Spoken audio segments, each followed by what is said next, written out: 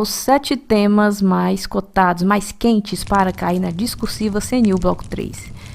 Na verdade, eu falaria 8, que tem um que os especialistas ignoraram, mas eu não faria isso. Lógico, não podia deixar de fazer esse vídeo com você, não é, Valente, vá rápida? Agora eu quero, antes de falar os temas, falar algumas características da discursiva que a gente vai trabalhar aqui. Primeiro, como será a prova discursiva, afinal? Quantas linhas? Se vai ser texto? Se vai ser várias questões? Enfim. Na verdade, o edital não fala. Ele não fala quantas linhas o texto tem que ter. Mas nós vamos nos basear para estudar no seguinte. No último concurso do SESGRAN Rio, que teve discursiva, que foi o concurso do IPEA. Foi esse ano que terminou, que saiu os resultados. Você pode ir lá ver até qual foi a questão. O assunto não é aqui do nosso edital, mas é importante a informação que nos dá, que foi um texto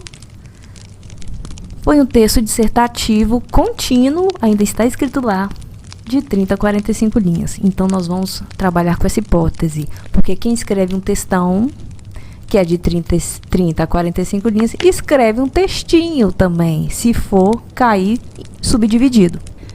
Ok. Agora, outro ponto aqui para a gente trabalhar.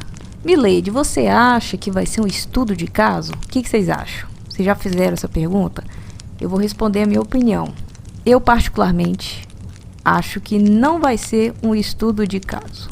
Por que, Mileide, você acha que não? Porque nessa prova do CNU, diferente do IPEA, que foi só para tal cargo, não estou lembrando para que foi, mas esse aqui, o nosso, tem muitas formações diferentes, concorrendo às mesmas vagas. Tem agrônomo, tem engenheiro florestal, biólogo, farmacêutico. Então, eu acredito que eles não vão sacanear com uma área e beneficiar outras, né? Cobrando um estudo de caso, uma coisa específica. Eu não acho que vai cair estudo de caso. Então, baseando-se nisso, eu vou apresentar para vocês o programa Mão na Massa. Sim, é um programa que eu preparei com cada videoaula. Cada videoaula a gente vai fazer um tema junto. São 7 temas, serão 7 videoaulas, onde em cada videoaula nós faremos juntos a redação com os temas que eu vou falar aqui. Se o que eu falar aqui já te ajudar para fazer, beleza. Se não, se mesmo assim não ajudar, eu só tenho os tópicos, mas não sei desenvolver, dá uma olhada no link na descrição. Agora, gente, vamos para os temas quentes e fora o bônus. O bônus é o 8º tema que os especialistas descartaram, mas eu particularmente acho que tem grande chance de cair. Por quê, Mileide? Vou contar a minha experiência. Porque eu fiz o concurso do DER, Espírito Santo, ano passado, passei, graças a Deus, e era para engenheiro agrônomo. E lá nos conhecimentos específicos tinha coisa de engenheiro agrônomo e tinha um temazinho lá que não era muito específico, mas estava dentro da área específica. E ninguém deu nada por esse tema, um tema de organização, de planejamento e tal. Eu estudei tudo, graças a Deus, na discursiva, gente, caiu esse tema. Pegou muita gente de surpresa. E esse mesmo tema, curiosamente, está no nosso edital. Vou até adiantar para vocês, é o eixo temático 1. Vou apostar as minhas fichas nesse 8º tema também, porque é um tema que todas as áreas precisam e está dentro da nossa área específica aqui do Bloco 3 CNU. Agora vamos para os temas. Tema 1, o meio ambiente. Mas o meio ambiente puramente não, o meio ambiente relacionado com as mudanças climáticas e o aquecimento global. É lógico, a banca, a SESGRAN Rio, não vai cobrar o assunto puramente, ela vai procurar relacionar o máximo de assuntos possíveis dentro de um tema. Aqui você vai responder com conteúdo do eixo temático 2, do eixo temático 5, do eixo temático 4 também, conservação de solos, vai cair dentro desse assunto da redação.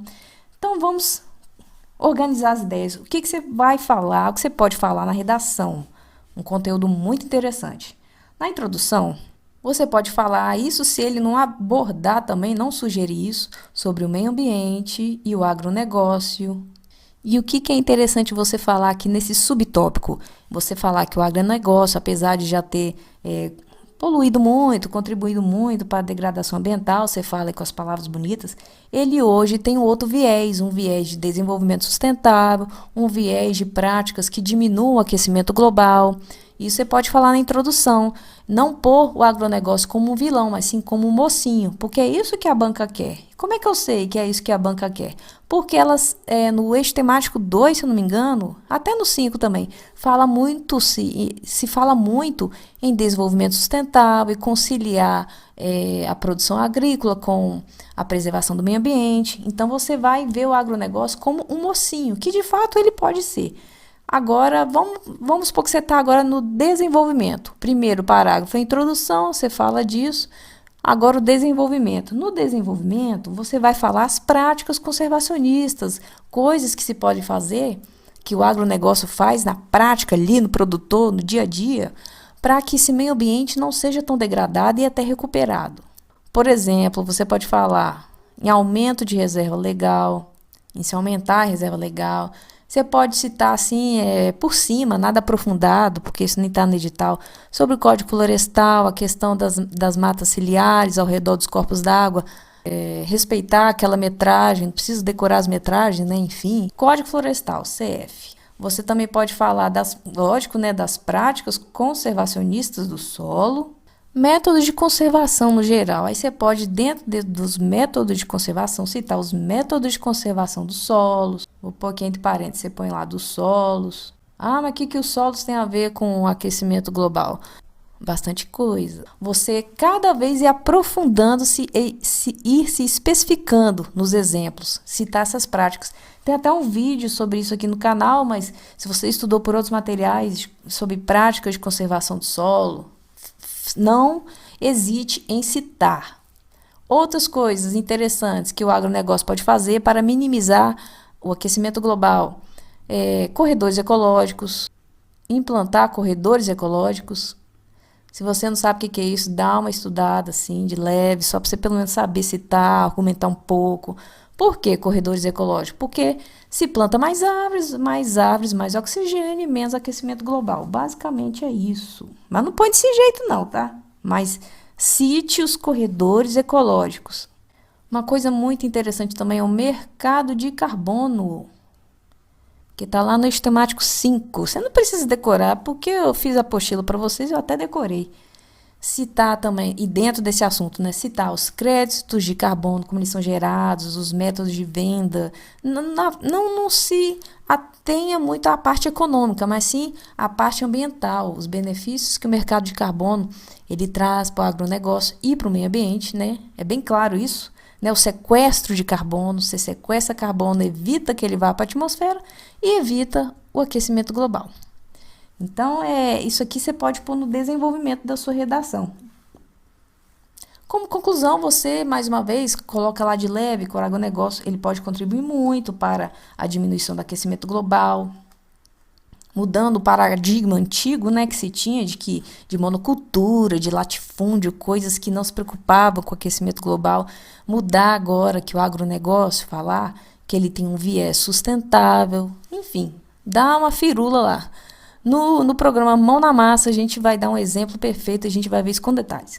Agora, vamos para o tema 2. Tema 2.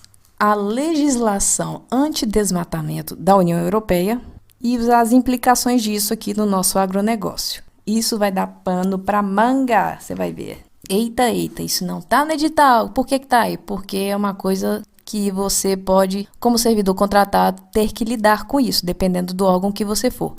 Pois é, vou te contextualizar. Essa legislação diz que a União Europeia ela não vai mais comprar nada que venha de áreas de desmatamento. Ela só vai comprar se for áreas de desmatamento zero. Eu acho meio complicado, né? Que se tem um plantio lá, um dia foi floresta e desmatou, né? Uma hora, nem que seja na descoberta do Brasil, mas foi desmatado. Enfim. E tá, as implicações disso para o Brasil. É porque o Brasil, no Código Florestal do Brasil, e esse código permite um certo desmatamento, de acordo com o bioma.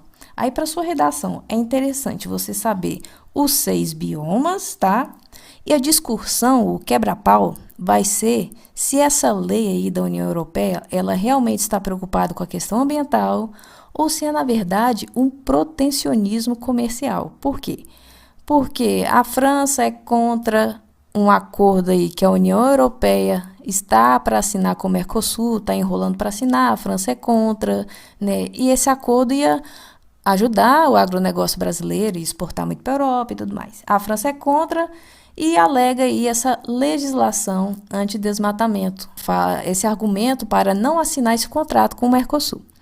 Então, você vai discutir isso que eu falei, se essa legislação da União Europeia é uma desculpa para ela poder vender as commodities dela, porque os países europeus também são produtores de commodities. Commodities, né, são os produtos agrícolas. Se isso é uma desculpa para ela querer vender os dela, ou se realmente ela está preocupada com o nosso meio ambiente. O que eu respondo, Milete? Olha, pense como o governo. Só isso que eu te falo. E vamos trabalhar nisso, no programa Mão na Massa e tudo mais. Eu vou pensar como governo. O que o governo gostaria? Ele gostaria de assinar esse acordo. Ele gostaria que esse acordo fosse só realmente uma preocupação ambiental e não o interesse econômico da União Europeia. Então, isso é uma questão delicada, mas que pode cair sim, e eu acho que você vai ganhar pontos com a banca, com o governo, se você defender o governo nesse impasse aí. É muita coisa para escrever, né, gente? Mas você ouviu, ficou atento, pensa sobre esse tema aí. Tema 3. Política pública relacionada ao Plano Safra. Nos conhecimentos específicos, cai política pública. E lá no eixo temático 2, cai o Plano Safra, um grande plano do governo. Esse está sendo o maior plano safra da história. É interessante você pôr isso na sua redação, se cai esse tema. Deixa eu escrever o título aqui. Primeiro, mostrar que você sabe, né? Falar que o plano safra ele ele dura um semestre, que esse está sendo o maior plano safra da história, esse que termina agora em julho de 2024. Dá umas coisas assim, umas informações gerais. É muito interessante você falar, saber e citar na sua redação os impactos do plano safra no agronegócio. Tema 4, reforma agrária e o agronegócio. E eu tenho uma dica para te dar aqui, que é o seguinte: o tema reforma agrária, ele é um tema caro para o governo atual. Mas a questão do conflito agrário, essa parte em si, que é um tema bom. Ou seja, não é para você falar o que é reforma agrária, parará. É para você focar no conflito agrário. Quando eu falo esse tema 4, é para focar nos conflitos. É um tema triste, né? Envolve os povos indígenas, também envolve os quilombolas. Então, olha só o tanto de coisa que está abordando. Essa parte dos quilombolas indígenas está lá no eixo temático 2. E é bom saber também... eu vou anotar essa primeira parte aqui, vamos lá. Pronto, escrevi essa primeira parte que eu falei, que envolve todo mundo, né? Falou que é terra, envolve todo mundo. Então, é bom saber. Agora, o segundo tópico, né? Para desenvolver a sua redação, é saber... Então, saber a questão dos povos tradicionais, a necessidade deles. Outro ponto é relacionar a questão do marco temporal. Aí eu já entro na questão dos povos indígenas. O que é isso, marco temporal? Dá uma olhadinha. No programa Mão na Massa a gente vai ver também. Mas se você já der uma olhada, você vai fazer uma redação ainda melhor do que a gente vai fazer lá. Faz 2 redações. Essa questão do marco temporal é, por exemplo, o caso dos Yanomamis e a mineração ilegal. Né, a questão da violência no campo. E essa questão do marco temporal é interessante, dá pano para manga aí, sabe por quê? Porque sobre o marco temporal é o seguinte: o STF declarou ilegal a tese do marco temporal. Já o Congresso Nacional declarou legal essa questão do marco temporal, que é o quê? Quem tinha terra até antes da Constituição de 88, fica com a terra. Ele declarou legal. E o que você vai seguir? Você vai seguir o STF. Olha que interessante, porque o governo é dessa linha do STF. Eu vou escrever aqui rapidinho. Você entendeu a questão do marco temporal? Certinho? Marco temporal. O STF pensa uma coisa, o Congresso Nacional pensa outra. Você vai defender, você vai puxar saco do STF, porque o governo que vai te contratar como servidor, ele segue o STF. Então, procura ver essa questão aí do marco temporal, para você arrasar na redação lá no programa Mão na Massa, comigo. Então, anotei aí para você os posicionamentos. você vai seguir o que o STF falar. Se ele falou que é legal, você fala que é legal. Por quê? Porque o governo segue o STF. E é o governo que vai te contratar para ser servidor e ganhar os seus 15 mil. Então, esquece o Congresso Nacional. Segue o STF, que falou que é ilegal essa parada aí do marco temporal. Esse tema é quente mesmo, hein? Vamos pro próximo. Tema 5. Tecnologia no campo. E aqui, com certeza, você pode falar da agricultura de precisão. Ah, não sei muito o que é isso, não. Não se preocupe, no programa Mão na Massa você vai ver e fazer já a redação, tá? Você vai ver esse assunto já, vai ter a noção necessária. Mas para adiantar esse assunto aqui, você pode falar dentro desse tópico de geoprocessamento. Vou abreviar aqui. Mais uma vez, você pode falar do mercado de carbono, porque tem toda uma tecnologia, sim, né, para se mensurar quantos de CO2 deixou de ser emitido, como calcular esse crédito de carbono, como sequestrar o carbono. Há todo um estudo em cima disso. Sim, você pode falar também dos implementos agrícolas, não precisa se aprofundar, né, mas falar um pouquinho dele, citar, né, pelo menos, mas não focar muito nisso, não. Quando se fala em tecnologia, não pense só em robô, em máquina, pense nas medidas novas que foram feitas, por exemplo, né, o mercado de carbono, o CPF verde. Se puder explicar isso aqui um pouco na sua redação, vai ser muito bom. O pagamentos por serviços ambientais. E falar também, não vou escrever aí, senão não vai caber, mas falar que com a tecnologia no campo não se precisa aumentar a área de produção para produzir mais, mas sim aumentar a produtividade dentro daquela mesma área. Isso é muito interessante. E que o governo ele incentiva esse tipo de prática. Com o quê? Com as taxas de juros reduzidas. Vamos agora para o próximo tema? Tema 6 e 7. Por que eu pus junto? Porque eles podem, na verdade, se fundir e formar um tema só, ou podem ser dois temas separados. Aí você analise como quiser. É o seguinte: fiscalização sanitária de origem animal e vegetal. Eu vou incluir como um tema só. E o que se pode falar, o que você pode escrever na sua redação sobre esse tema, que eu vou considerar um só, tá bom? Pragas quarentenárias na parte vegetal e febre aftosa na parte animal. Só isso, gente. Esse tema é só isso. Claro que dentro desses tópicos você pode desenvolver bastante e é isso que vamos fazer no programa Mão na Massa, como você já está sabendo. Então, o tópico, o bônus que eu falei, o tema 8, vamos dizer assim, que só eu acho que vai cair, eu vou trabalhar com vocês lá no programa Mão na Massa, tá certo? Um beijo, um abraço valente e vá rápida. Espero vocês lá, tá bom?